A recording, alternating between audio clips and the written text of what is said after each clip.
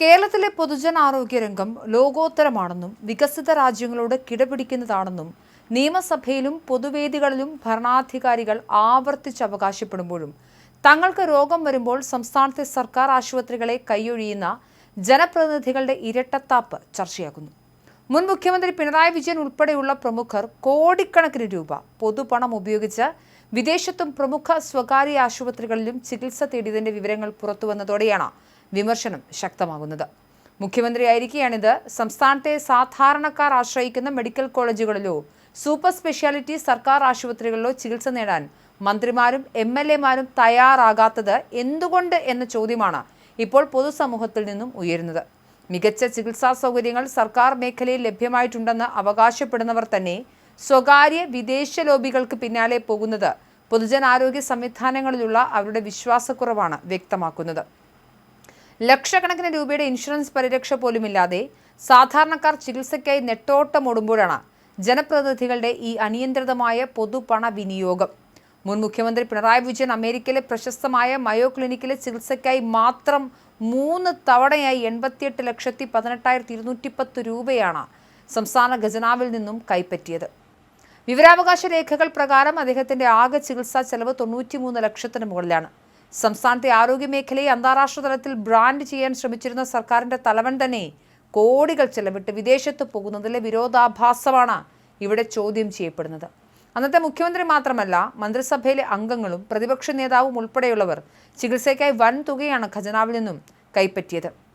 മുൻ വൈദ്യുതി മന്ത്രി കെ കൃഷ്ണൻകുട്ടി 48,69,772 രൂപയും മുൻ മന്ത്രി വി ശിവൻകുട്ടി 33,48,898 രൂപയും ഉന്നത വിദ്യാഭ്യാസ മന്ത്രിയായിരുന്ന ഡോക്ടർ ആർ ബിന്ദു 10,03,593 രൂപയും ചികിത്സയ്ക്കായി കൈപ്പറ്റി.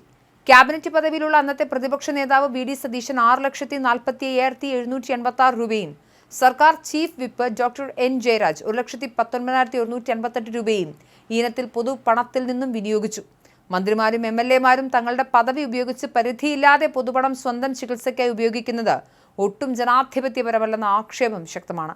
സാധാരണക്കാരായ സർക്കാർ ജീവനക്കാർക്കും പൊതുജനങ്ങൾക്കും കൃത്യമായ പരിധിയുള്ള ഇൻഷുറൻസ് പരിരക്ഷകൾ മാത്രം നൽകുമ്പോൾ ജനപ്രതിനിധികൾക്ക് എത്ര തുക വേണമെങ്കിലും ഖജനാവിൽ നിന്നും അനുവദിച്ചു നൽകുന്ന രീതി മാറണം. ഇവർക്കായി നിശ്ചിത തുകയുടെ ഇൻഷുറൻസ് പരിരക്ഷ ഏർപ്പെടുത്തണമെന്നും അതിന് മുകളിലുള്ള തുക സ്വന്തം കയ്യിൽ നിന്നും ചെലവാക്കണമെന്നുമാണ് ഇപ്പോൾ ഉയരുന്ന പ്രധാന ആവശ്യം.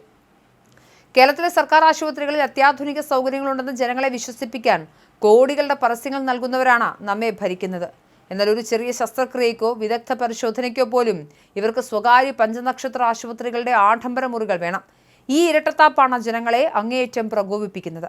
ജനപ്രതിനിധികൾക്ക് പോലും വിശ്വാസമില്ലാത്ത സർക്കാർ ആശുപത്രികളിലേക്ക് സാധാരണക്കാർ എങ്ങനെ വിശ്വസിച്ച് കടന്നു വരുമെന്ന ചോദ്യത്തിന് ഭരണാധികാരികൾക്ക് മറുപടിയില്ല. ഭരണാധികാരികളുടെ ഈ ധൂർത്തുകൾക്കിടയിലും മാതൃകയാക്കാവുന്ന ചില ശുഭവാർത്തകളും ഈ പട്ടികയിലുണ്ട്. ഔദ്യോഗിക പദവിയിൽ ഇരുന്നിട്ടും ചികിത്സാനുകൂല്യമായി സർക്കാരിൽ നിന്നും 1 രൂപ പോലും കൈപ്പറ്റാത്ത 5 മന്ത്രിമാർ പൊതുരംഗത്ത് വേറിട്ട മാതൃക സൃഷ്ടിച്ചു. ജനങ്ങളുടെ നികുതി പണം സ്വന്തം ആവശ്യങ്ങൾക്കായി ധൂർത്തടിക്കില്ലെന്ന് ഇവരുടെ നിലപാട് ഏറെ അഭിനന്ദിക്കപ്പെടുന്നുണ്ട്. ഇതിൽ ഏറ്റവും ശ്രദ്ധേയമായത് മുൻ ആരോഗ്യമന്ത്രി വീണ ജോർജിന്റെ പേരാണ്. സംസ്ഥാനത്തെ ആരോഗ്യവകുപ്പ് കൈകാര്യം ചെയ്തിരുന്ന മന്ത്രിയായിരുന്നിട്ടും ഇവർ ചികിത്സാ ഇനത്തിൽ 1 രൂപ പോലും സർക്കാരിൽ നിന്നും കൈപ്പറ്റിയിട്ടില്ല. എന്തായാലും വകുപ്പ് മന്ത്രി തന്നെ ഇത്തരമൊരു നിലപാട് സ്വീകരിക്കുമ്പോൾ അത് സഹപ്രവർത്തകർക്ക് വലിയൊരു സന്ദേശമാണ് നൽകുന്നത്. വീണ ജോർജിനൊപ്പം കൃഷി വകുപ്പ് മന്ത്രിയായിരുന്ന P പ്രസാദ്, പട്ടികജാതി പട്ടികവർഗ ക്ഷേമ വകുപ്പ് മന്ത്രിയായിരുന്ന OR കേളു, ഗതാഗത മന്ത്രി KB ഗണേഷ് കുമാർ, വ്യവസായ മന്ത്രി P രാജീവ് എന്നിവരും ചികിത്സയ്ക്കായി ഖജനാവിനെ ആശ്രയിക്കാത്ത ജനപ്രതിനിധികളുടെ പട്ടികയിലുണ്ട്. സ്വന്തം നിലയ്ക്കോ ഇൻഷുറൻസ് വഴിയോ ഇവർ ചികിത്സാ ചെലവുകൾ കണ്ടെത്തിയപ്പോൾ അത് സംസ്ഥാന ഖജനാവിന് വലിയൊരു ആശ്വാസമായി മാറി. കേരളം കടുത്ത സാമ്പത്തിക പ്രതിസന്ധിയുടെ കടന്നുപോകുന്ന കാലഘട്ടത്തിൽ ജനപ്രതിനിധികളുടെ അനിയന്ത്രിതമായ ചികിത്സാ ആനുകൂല്യങ്ങൾക്ക് കൃത്യമായ നിയന്ത്രണവും മാനദണ്ഡവും കൊണ്ടുവരേണ്ടത് അനിവാര്യമാണ്.